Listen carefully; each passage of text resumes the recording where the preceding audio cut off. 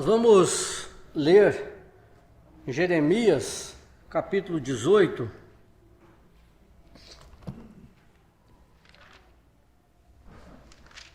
Jeremias, capítulo 18, versículos 1 até o versículo 6.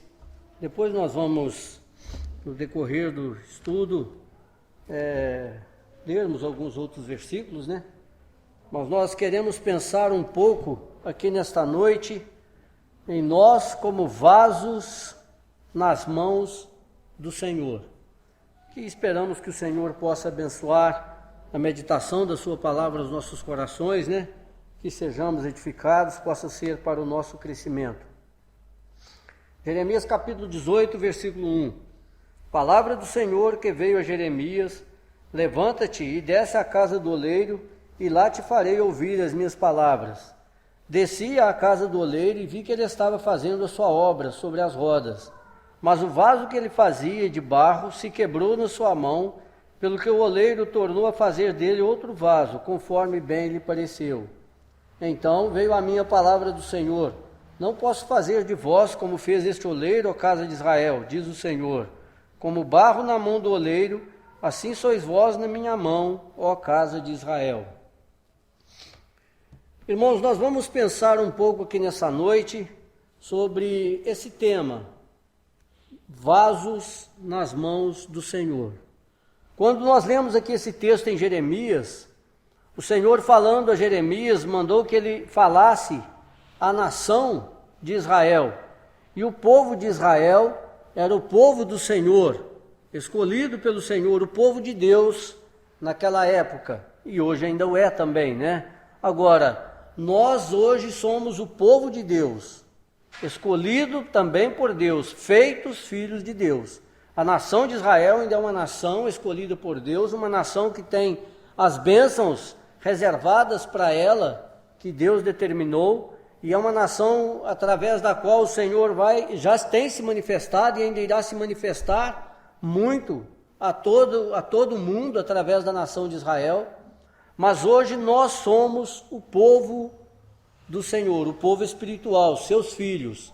E o Senhor também quer nos usar, quer que nós, ou através de nós, outros conheçam a Ele, outros tenham acesso a Ele, através das nossas vidas, através das nossas atitudes, através da nossa utilidade como vasos nas mãos dEle ou não.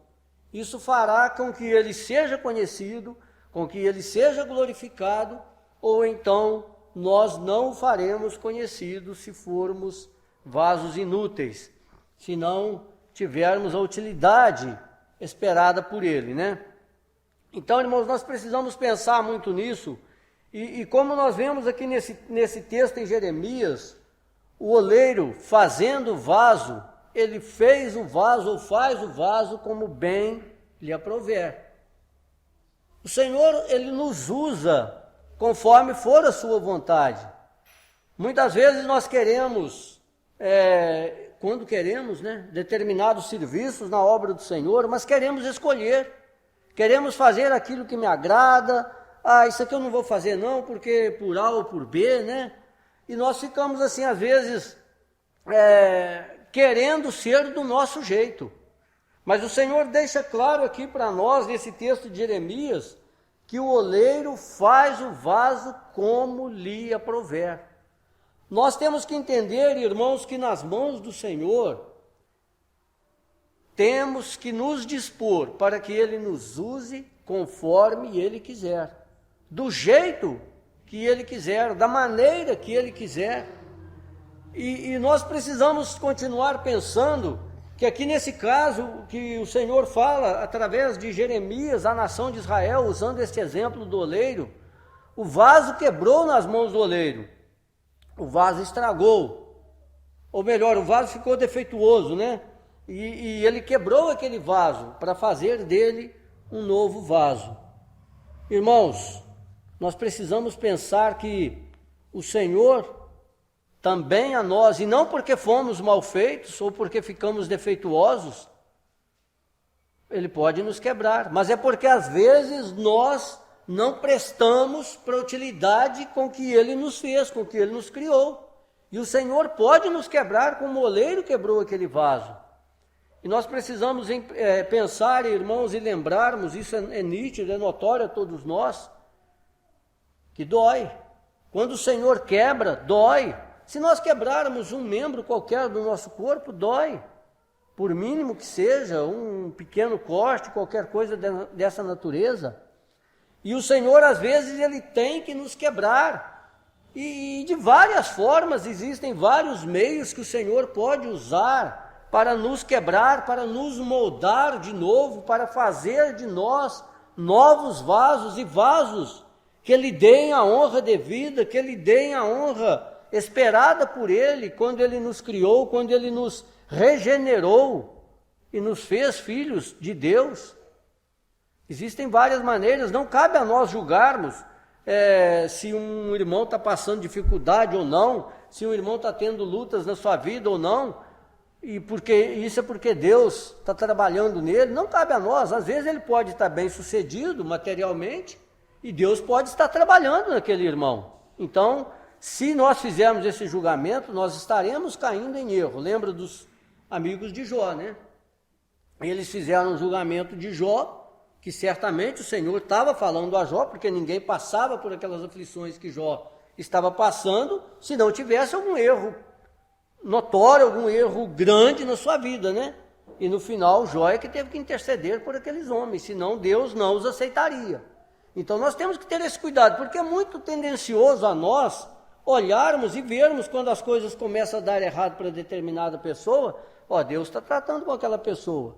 E isso é um erro que nós precisamos cuidar. Não cabe a nós fazermos isso. Agora, cabe a cada um de nós, quando trabalhados pelo Senhor, e da forma que formos trabalhados por Ele, seja qual a forma for, nós precisamos identificar e entender que o Senhor está nos falando.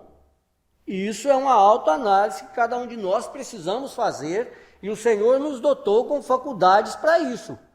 Né? Nós temos os meios e o Senhor nos mostra.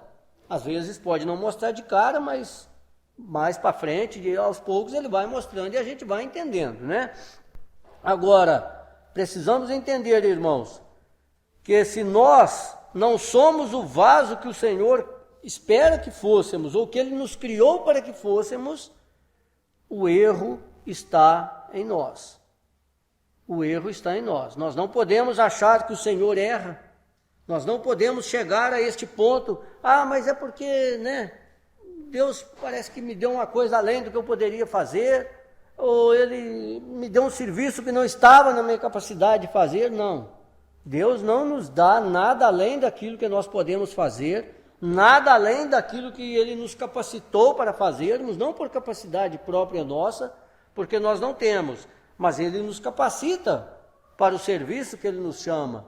Ele nos capacita para sermos úteis na finalidade que Ele nos criou. Então nós precisamos entender que se nós não estamos sendo úteis, não estamos sendo vasos que estamos dando honra ao Senhor, que estamos glorificando ao Senhor, que estamos servindo para a finalidade que Ele nos criou, nós é que estamos falhando. E nós precisamos ver isso, identificar onde temos falhado, onde estamos falhando, onde estamos deixando de cumprir o propósito para o qual o Senhor nos criou, para que voltemos e retomemos a nossa vida, retomemos a nossa caminhada com o Senhor e sejamos vasos úteis nas mãos do Senhor. Porque senão, como o oleiro aqui fez, ele pode nos quebrar. E certamente não será.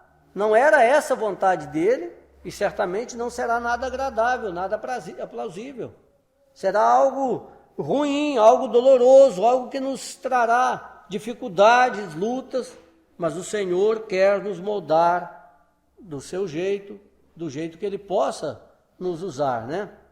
Então, nós precisamos pensar, muitas vezes cantamos muito aquele corinho, né? Até muito bonito, né?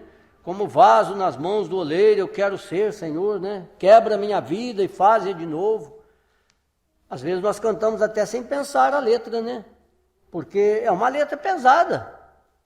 Eu não estou dizendo que nós não devemos fazer essa oração se nós estamos fora dos caminhos do Senhor. Sim, devemos fazer, Senhor, me ajuda a entender e se for preciso quebrar, quebra, mas será que estamos dispostos a sermos quebrados por Ele, para Ele nos fazer de novo, né? Precisamos pensar, porque às vezes é uma letra bonita, uma melodia muito bonita, mas nós precisamos pensar muito, irmãos, porque Deus cobra. E às vezes depois nós vamos enfrentar algumas coisas e ficamos assim, não sei porque está acontecendo isso comigo, né? E lá atrás nós cantamos, quebre a minha vida e faze de novo, né? Então, irmãos, nós precisamos pensar muito, porque nós levamos muitas vezes a nossa vida cristã no nosso dia a dia muito tranquilos, muito assim, deixa as coisas ir rolando, né? Se der, deu, se não der, não deu. Esquecemos que o Senhor é um Deus justo, embora misericordioso, mas justo. E que Ele cobra de nós e que Ele espera de nós fidelidade. Quando nós olhamos a história de Israel, uma nação que tinha tudo, e foi uma nação abençoada, é uma nação abençoada, mas era uma nação que era para ser muito mais do que o que é. E Israel se limitou muito, porque desobedeceram ao Senhor. Quantas lutas, quantas guerras que Israel enfrentou e perderam, porque estavam em desobediência ao Senhor. Quantos milhares de pessoas morreram do povo de Israel, dos judeus, tudo por desobedecerem ao Senhor, desde o início da criação da nação de Israel. E isso ainda continua até hoje e vai continuar ainda, enquanto o Senhor permitir, o tempo que o Senhor determinou, embora Ele ainda tenha uma promessa especial para Israel, né? Porque é o seu povo, é um povo escolhido por Ele. Mas Deus trata, como tratou e está tratando com aquele povo. Hoje nós, como povo do Senhor, também Ele trata conosco. Então, irmãos, nós não podemos ficarmos levando a nossa vida de qualquer jeito. Quando o Senhor fala aqui nos versículos seguintes aqui de Jeremias, ele vai falando, olha, quando eu falar a respeito de um tal povo, de uma tal nação, se houver mudança, se houver arrependimento dessa nação, se ela converter dos seus maus caminhos, mudar de atitude, então eu perdoarei. E o Senhor revela aqui a sua graça, a sua misericórdia, junto com a sua justiça. São duas coisas que estão atreladas, esses atributos de Deus.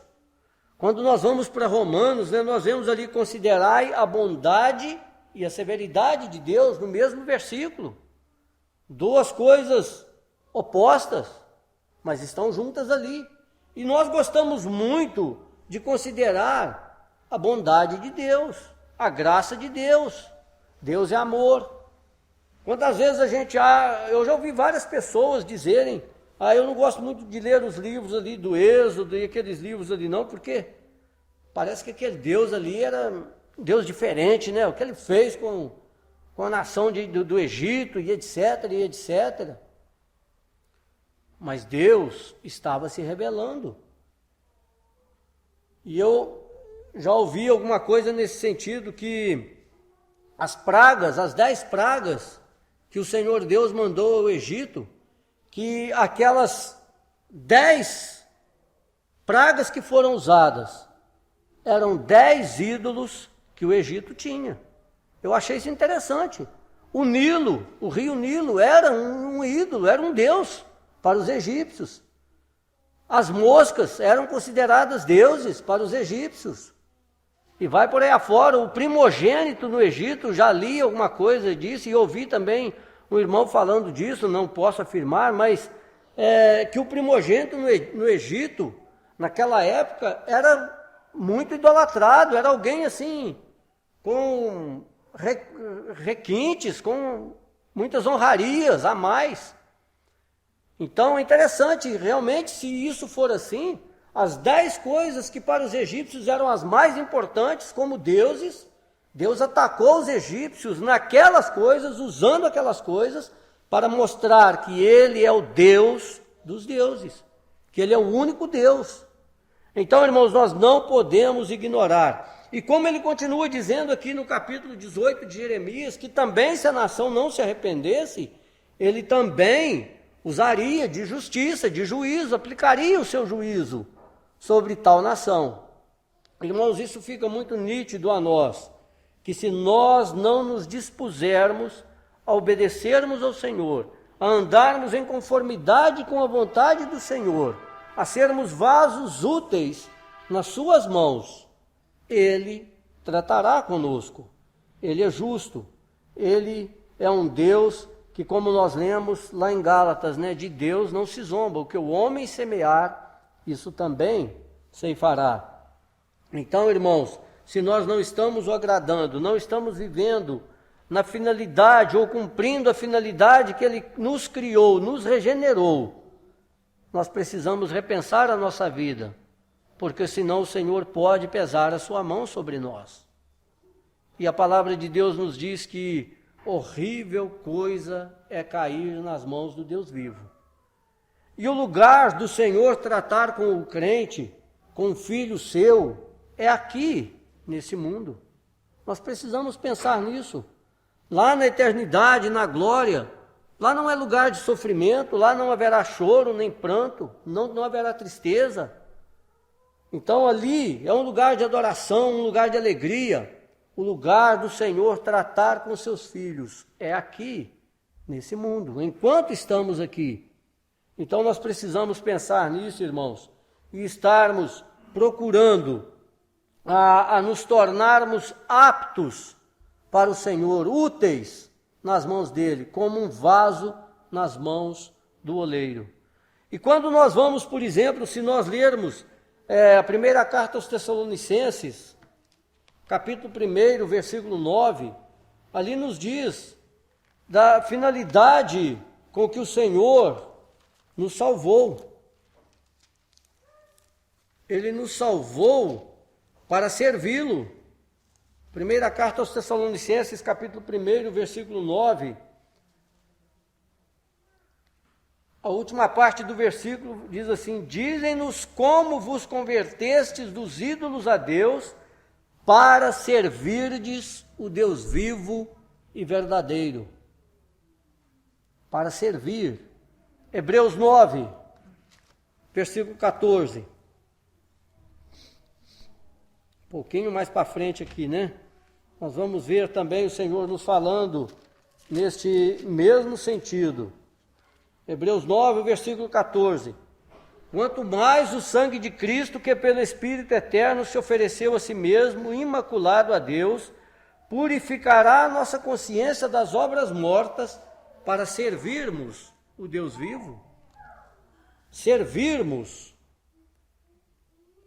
Essa é a finalidade com que nós fomos salvos. É maravilhoso sermos salvos, nós sabemos disso muito bem, ninguém mais que um verdadeiro salvo sabe disso, É maravilhoso sermos feitos filhos de Deus. Não há nada melhor, não há nada que se compare a isso. O milagre da salvação, o milagre da nossa conversão. Mas, irmãos, seria muito cômodo e é muito triste para nós, como filhos de Deus, depois de salvos, cruzarmos os nossos braços e acharmos que está tudo bem. Eu fico imaginando como o Senhor olha para nós quando agimos dessa maneira e se entristece conosco, porque Ele não nos salvou para ficarmos de braços cruzados. Nós fomos salvos para servi-lo, dentre outras coisas, como para adorá-lo, como para glorificá-lo. Efésios 1 e o versículo 12, com o fim de sermos para louvor da sua glória. Então, é a finalidade com que o Senhor nos salvou e Ele espera isso de nós. Isso é muito sério, irmãos, quando nós não conseguimos glorificar o nome do Senhor, honrá-lo com as nossas vidas depois de salvos. O que ficou antes da nossa salvação, não, isso aí foi apagado, foi cancelado lá na cruz do Calvário, Nós lemos isso em Colossenses capítulo 2, versículo 14. Não importa o nosso passado, seja ele qual for, seja bom ou seja ruim, isso não conta diante de Deus. O que Ele conta é a nossa vida do dia da nossa conversão para frente, do dia do nosso novo nascimento para frente. Isso ele conta.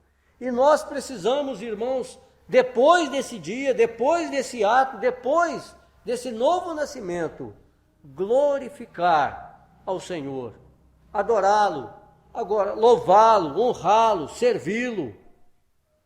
São coisas que ele espera de nós, e é o mínimo que nós podemos fazer, que nós deveríamos fazer, cada um na finalidade que o Senhor criou. Ele não espera que todos sejam pregadores, que todos deem estudo bíblico, ele não espera que todos façam visitas evangelísticas. Ele criou, a palavra de Deus nos diz lá quando fala dos dons, né, uns para apóstolos, outros para profetas, outros para doutores, outros para ensinadores, pastores, etc, e etc. Nós conhecemos bem esses textos. Agora, cada um de nós, individualmente, precisamos saber qual a finalidade ou qual o serviço que o Senhor colocou em minhas mãos e que Ele espera que eu faça. Isso Ele espera de nós. E nós precisamos pensar muito nisso, irmãos. E nós precisamos então refletir. Eu tenho vivido assim? O que eu tenho feito da minha vida como filho de Deus em relação a Cristo depois de salvo? Como eu tenho servido? Se é que eu tenho servido, né? Porque às vezes nem servir nós estamos servindo. E se estamos servindo, não pode ser como eu quero, do meu jeito. Nós vamos pensar um pouco nisso ainda, mas tem que ser como Ele quer. Isso é o que o Senhor estava falando ao povo de Israel através de Jeremias, ali naqueles versículos que nós temos lido. Se o vaso não serve para a finalidade que ele foi criado, o oleiro quebra, ou porque ele ficou defeituoso, porque ele não agradou, porque ele não conseguiria cumprir a sua finalidade, o oleiro quebra e faz de novo. Irmãos, nós precisamos pensar seriamente, porque muitas vezes nós quase que brincamos de ser salvos, né? E nós precisamos levar as coisas de Deus a sério. Nós precisamos levar as coisas de Deus cada dia mais, com o intuito de agradá-lo, de honrá-lo, de glorificá-lo. Não ficarmos brincando com Deus, porque Ele é misericordioso e graças a Deus por isso. Mas Ele é um Deus justo.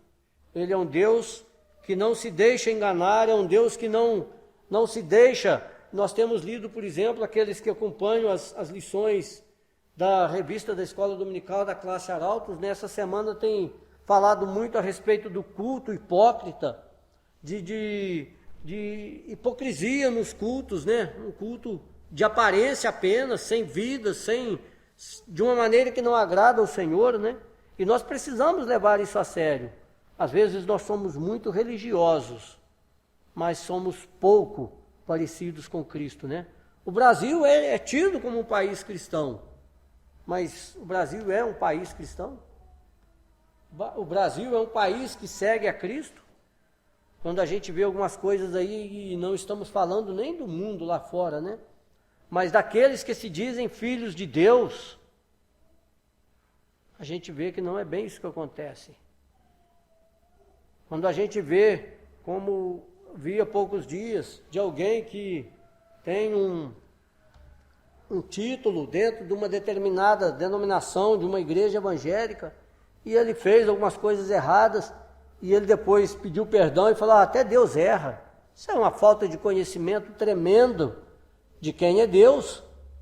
Você pode dizer que uma pessoa dessa conhece a Deus? Não conhece. Deus é um Deus que não erra, é um Deus imutável, é soberano, é Deus, é único. Então, nós sabemos que nós vivemos num país muito religioso. E isso é perigoso vir para dentro das igrejas evangélicas, para dentro dos verdadeiros salvos. E nós precisamos ter muito cuidado, porque isto não agrada ao Senhor nosso Deus. Ele não espera, Ele não quer isso de nós, como seus filhos. E assim, nós não conseguiremos ser vasos úteis nas mãos do Senhor.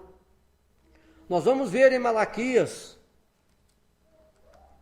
Malaquias, primeiro capítulo.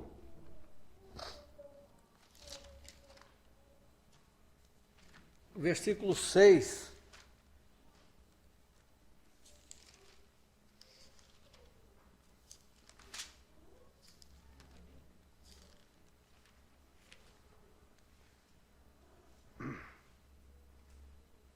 O filho honrará o pai e o servo o seu senhor. Se eu sou pai, onde está a minha honra? Se eu sou o Senhor, onde está o respeito para comigo? Diz o Senhor dos exércitos a vós, ó sacerdotes, que desprezais o meu nome. E aqui ele ainda diz, em que desprezamos o teu nome? E depois, se nós lêssemos os versículos, todo o contexto aqui, nós iríamos ver onde estavam desprezando o nome do Senhor. O Senhor quer ser glorificado em nós. O filho honrará o pai, o servo ao Senhor. Ele é o nosso pai. Nós que já somos salvos, somos filhos de Deus, ele é o nosso pai. Ele é o nosso Senhor, ou não. Às vezes nós o queremos apenas como Salvador, né? Isso é maravilhoso. Nos livra da condenação do inferno, nos livra da pena do pecado. Mas ele não quer ser só Salvador. Ele quer ser o nosso Senhor e Salvador. Ele quer ser sim o nosso Salvador, mas como Salvador ele quer ser o nosso Senhor. Vamos deixar isso mais claro, né? Ele quer ser o nosso Senhor. Então, filhos que somos, onde está a honra devida ao Pai? Servos que somos, onde está a honra ou a glória, o respeito, o temor devido ao Senhor? Nós somos vasos que precisam glorificar ao Senhor. Ele quer ser glorificado em nós. Ele quer que nós o glorifiquemos. E como que nós vamos glorificar o Senhor?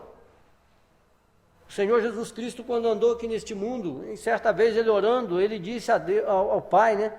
Pai, glorifiquei-te na terra, tendo consumado a obra que me deste a fazer. Então nós glorificamos ao Senhor quando nós cumprimos a vontade do Senhor em nossas vidas. Quando nós o obedecemos, quando nós o honramos, quando nós andamos em conformidade com a sua vontade, quando deixamos algumas coisas de lado que Ele quer que deixemos, quando tomamos posse e andamos em outros caminhos que Ele quer que andemos, ainda que às vezes até um pouco contrários à nossa natureza carnal, mas é assim que nós glorificamos ao Senhor. É assim que nós estaremos dando honra ao Senhor. Quando o Senhor tira Israel do Egito, e depois que eles saem, o Senhor faz que Israel faça um círculo e volta de novo para praticamente de onde eles saíram. E o Senhor fala, eles podiam pensar, mas para que estamos voltando? Estamos andando em círculo aqui. E o Senhor fala, é porque eu endurecerei o coração de Faraó, eles vão ver Israel voltando, andando em círculo. Faraó vai imaginar, Israel está perdido, Israel perdeu o caminho no deserto, ou Israel não tem para onde ir, e ele está andando em círculo no deserto, vamos atrás dele, se tornou presa fácil. E Faraó vai com o seu exército, e nós sabemos do resultado, o Senhor Deus abriu o mar, o povo de Israel atravessa em seco, e depois todo aquele exército de Faraó, e Faraó com o seu exército, foi tragado e engolido pelas águas do mar. Deus foi glorificado nos egípcios, através de Israel. Irmãos, o Senhor quer ser glorificado, quer que nós glorifiquemos a Ele em nossas vidas, através dos nossos atos, através da nossa obediência, através da nossa maneira de viver aqui neste mundo. Agora, se nós temos uma vida irregular, uma vida em desconformidade com a vontade de Deus, em desobediência à palavra de Deus, nós não conseguimos glorificar o Senhor. Nós não seremos vasos que glorificaremos ao Senhor. Eu gosto muito de pensar naquele versículo do primeiro livro de Samuel, capítulo 15, versículo 22, né? Tem porventura o Senhor tanto prazer em holocaustos e sacrifícios como em que se obedeça a sua palavra? Eis que o obedecer é melhor do que o sacrificar, e o atender melhor do que a gordura de carneiros. O Senhor, a primeira coisa que Ele espera de nós é obediência. Muitas vezes nós invertemos por nossa conta, né? Será que é por ignorância? Por não conhecermos a palavra de Deus? Ou porque isso nos agrada, né? Nós não queremos dar obediência ao Senhor, ou não damos obediência a Ele, mas queremos oferecer sacrifícios. E às vezes até oferecemos sacrifícios, e às vezes até alguns sacrifícios que nos custam alguma coisa. Mas o Senhor fala, não adianta, eu não agrado. Não temos lido isso esses dias nas lições em Isaías? Eu não agrado disso. Eu não agrado. Primeiro eu quero obediência. Eis que eu obedecer. Ele falou a Saul através de Samuel, né? Eis que eu obedecer é melhor do que o sacrificar, e o atender melhor do que a gordura de carneiros. E como nós muitas vezes invertemos as coisas, e aí nos tornamos vasos inúteis nas mãos do Senhor. O Senhor deu-se a si mesmo por nós. Ele levou sobre si os nossos pecados ali na cruz do Calvário, pagando ali a dívida que tínhamos para com Deus. Ele sofreu toda a justiça de Deus ali, quando sobre ele caíram os nossos pecados e nossas transgressões. E nós sabemos o quanto ele sofreu, né? E nós, o que temos feito? Podemos dizer assim, como temos retribuído? Não que ele precise, mas ele espera isso de nós. Ele nos salvou para servi-lo, para honrá-lo, para glorificá-lo. Então, irmãos, nós precisamos pensar muito nisso, né? Atos capítulo 9, versículo 15, quando ainda Saulo, né? Tem aquele encontro com o Senhor ali no caminho de Damasco, e ele subitamente vê aquela luz que vem do céu e intercepta o seu caminho, e ele tem aquele encontro com o Senhor, e depois vai o decorrer daquele assunto, daquela situação, e Saulo, ele fala, Senhor, o que queres que eu faça? Tamanha foi a visão que Saulo teve. Saulo caiu como morto, né? Ele ficou espantado. Os homens que com ele estavam não viram nada, mas se assustaram. Irmãos, aí chega no versículo 15, o Senhor já falando a Ananias para encontrar com Saulo, que depois veio se chamar Paulo, né? O Senhor fala a Ananias no versículo 15. Quando Ananias ainda duvidoso, receoso em ir ter com Paulo, né, com Saulo, sabendo e conhecendo toda a história de Saulo, e o Senhor fala então para Ananias, disse-lhe porém o Senhor, vai, este é para mim um vaso escolhido, para levar o meu nome perante os gentios, os reis e os filhos de Israel. E nós podemos dizer que Paulo, depois, né? Aqui Saulo e depois se torna em Paulo, ele cumpriu o propósito de Deus. A quantos reis Paulo pregou a palavra de Deus?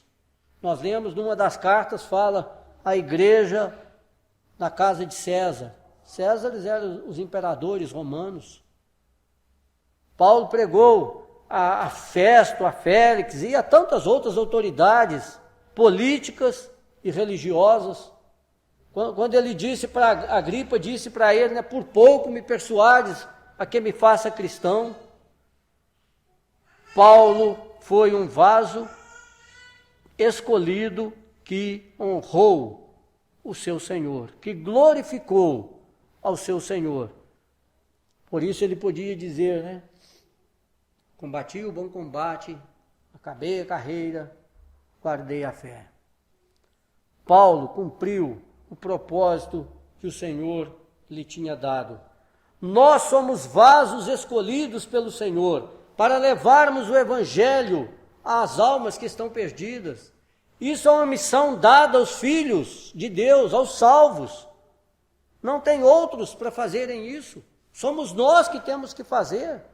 E o Senhor espera que nós o honremos, servindo a Ele, conforme Ele espera que o sirvamos. Somos vasos escolhidos para levar o Evangelho, para levar as boas novas de salvação às multidões que estão perecendo nas trevas. E nós precisamos estar aptos a exercermos esta função que o Senhor espera de nós. Quando Ele chama os seus discípulos e separa 12 para segui-lo, né? Depois Judas Iscariotes se perdeu e entra então Paulo, é contado como um dos 12 apóstolos, né? Depois, como ele próprio disse, né? Gerado depois, né? Mas ele escolheu aqueles homens e quando ele chama aqueles homens para segui-lo, ele disse: vinde, farei de vós pescadores de homens. O Senhor Deus tinha uma finalidade para aqueles homens. O Senhor Deus os chamou para servir, não era apenas para segui-lo, não era apenas para estar próximo a Ele, para Ele ter alguns adeptos, para Ele ter alguns seguidores que não abandonassem. Sendo que ainda assim se fosse, né, não adiantou porque Judas o traiu e Pedro o negou quando ele foi preso, né? Mas não era essa a finalidade, era para que eles se tornassem pescadores de homens, deu serviço a eles. Então pensemos, irmãos, eu como filho de Deus, chamado por Ele, estou pronto para servi-lo, para levar este evangelho a outros que estão perdidos, para servir ao Senhor como Ele espera que o sirvamos. Um outro tipo de vaso que Ele espera que nós sejamos, Isaías capítulo 66, versículo 20, nós vamos caminhar um pouco mais, senão nós não vamos pensar naquilo que nós tínhamos proposto.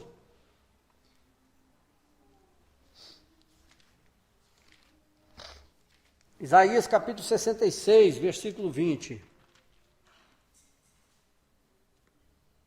Trarão todos os vossos irmãos dentre todas as nações por presentes ao Senhor, sobre cavalos e em carros e em liteiras e sobre mulas e sobre dromedários ao meu santo monte a Jerusalém, diz o Senhor, como os filhos de Israel trazem as suas ofertas de cereais em vasos limpos à casa do Senhor.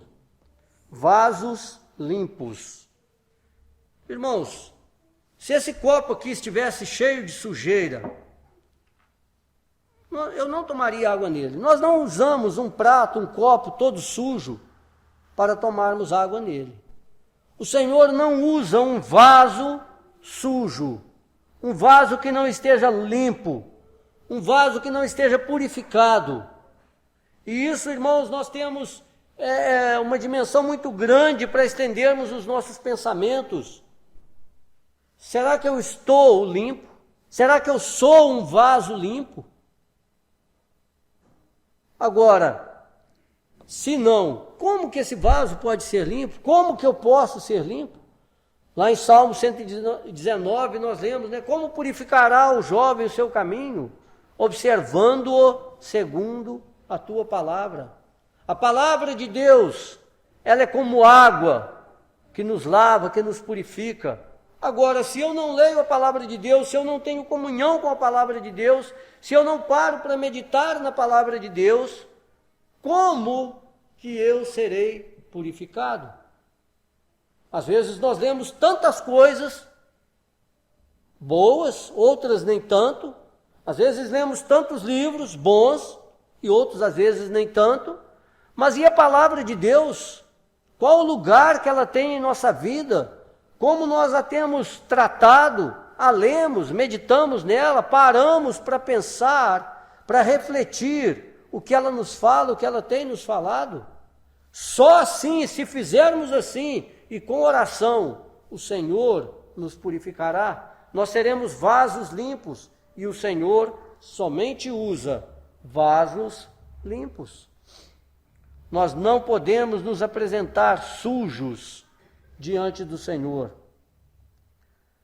Segunda carta de Paulo a Timóteo, capítulo 2, versículo 20 e 21. Olha o que nos diz a segunda carta de Paulo a Timóteo, capítulo 2, versículos 20 e 21.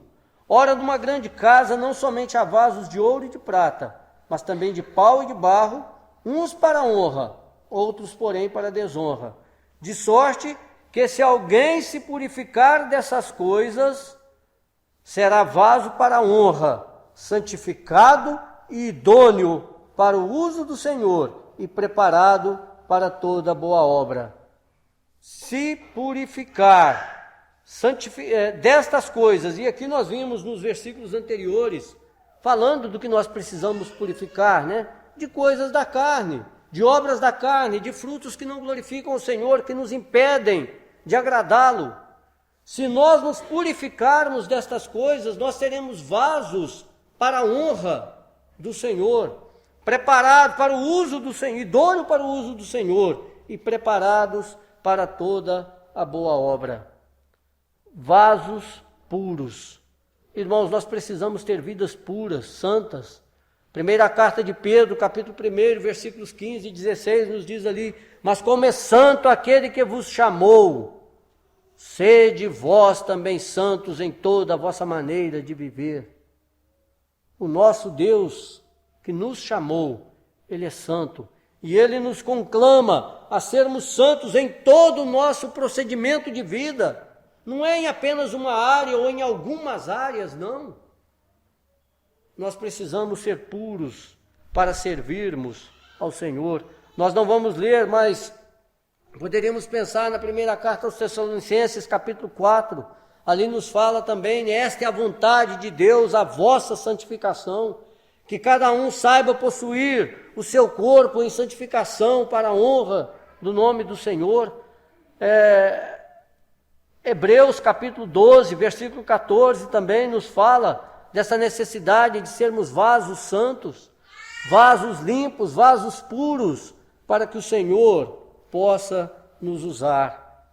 Então, irmãos, pensemos nisso, demos lugar à palavra do Senhor, porque só assim nós seremos purificados, nós seremos vasos limpos, que o glorifica, que o agrada, né? Praticando o que ela nos ensina, obedecendo, deixando de fazer aquilo que ela nos determina, nos ordena deixarmos. Como nós lemos lá na carta de Pedro, né? Deixando, pois, toda malícia, dolo e fingimento, né? Despojando dessas coisas, então nós vamos tomar posse de uma vida que agrada ao Senhor, né? Crescer, alimentar da palavra de Deus, para que sejamos vasos purificados. Uma outra coisa, segundo o livro de Reis, capítulo 4, versículo 3. Aqui nós vemos quando Eliseu aumenta o azeite daquela viúva, né? E nós conhecemos a história, e ele manda que aquela viúva buscasse vasos vazios, para que o azeite fosse despejado e aumentasse. Ela tinha uma dívida a ser paga, né? O versículo 3 diz assim, Eliseu falando àquela mulher: vai, pede vasos emprestados a todos os vizinhos, vasos vazios, não poucos. Vasos vazios. Irmãos, nós temos que nos apresentar diante do Senhor vazios, vazios de nós mesmos, vazios das coisas que o mundo oferece, se nós quisermos ser usados pelo Senhor. Se nós já nos apresentamos diante dele cheios de nós mesmos, cheios das coisas que eu gosto, que eu quero, e de fazer como eu quero fazer, cheio das minhas manias, o Senhor não poderá nos usar. Se aquela mulher trouxesse aqueles vasos ali para Eliseu, já cheios, o azeite dela não teria se multiplicado. E ela trouxe não poucos. E enquanto tinha vasos vazios, o azeite foi completando. Irmãos, nós temos que nos apresentar diante do Senhor vazios de nós mesmos. Lá em Marcos 8:34 nós lemos: se alguém quiser vir a Cristo, negue-se a si mesmo. Abra mão, larga tudo, vazios de si, vazios do mundo. Quando nós vemos aquele homem rico se aproxima do Senhor em Mateus capítulo 19, e ele diz: bom mestre, o que farei para herdar a vida eterna? E o Senhor já mostra para ele que ele se achava bom, né? O Senhor já mostra que não era, porque bom só há um que é Deus, então Deus já tira essa tese dele. E aí o Senhor fala: olha, você sabe os mandamentos? Ele: não, tudo isso aí eu guardei desde a minha mocidade, tenho guardado aqui, tenho observado isso desde a minha mocidade. Ele chegou diante do Senhor cheio de coisas, cheio de si, cheio de tantas coisas para oferecer. Mas quando nós lemos ali no final daquele texto, parece que no versículo 22, né? Fala que ele retirou-se triste. Por quê? Porque ele não se apresentou vazio de si diante do Senhor. E ele não pôde desfrutar, não pôde usufruir das bênçãos que o Senhor teria para ele. Se nós chegarmos diante do Senhor cheios, irmãos, ele não vai usar. Eu vou contar uma experiência aqui rapidinho, e eu creio que seja de muitos irmãos aqui. Eu estava já há muitos dias estudando para esse momento aqui, e por pouco quase que não pude vir, tinha até que pedir o expedito, né? Aí depois consegui vir, o irmão não quis ficar com a responsabilidade. Mas eu estava com outro estudo que eu preparei, que acho um estudo interessante, e uma outra oportunidade, nós podemos até pensar nele, mas de uns dias para cá o estudo não fluía, não tinha jeito, as coisas não fechavam. E eu parei, fiquei um tempo meditando, coloquei em oração diante do Senhor: Senhor, me mostra a tua vontade. E o Senhor me deu este estudo aqui. Assim, em coisa de poucas horas, eu consegui preparar esse estudo aqui. Depois fui estudando mais. Mas porque, irmãos, muitas vezes e eu creio ser essa experiência de muitos irmãos aqui. Muitas vezes nós queremos uma determinada coisa, mas o Senhor não quer aquilo. O Senhor quer levar-nos a outras coisas, até para nos mostrar que nós somos vasos nas mãos dele. E ele usa como ele quer, a finalidade que ele quer. Então, irmãos, nos apresentemos diante dele como vasos vazios, senão ele não nos poderá usar. E uma última coisa para encerrarmos os nossos pensamentos aqui nessa noite: nós somos vasos de barro. Segunda carta aos Coríntios, capítulo 4, versículo 7.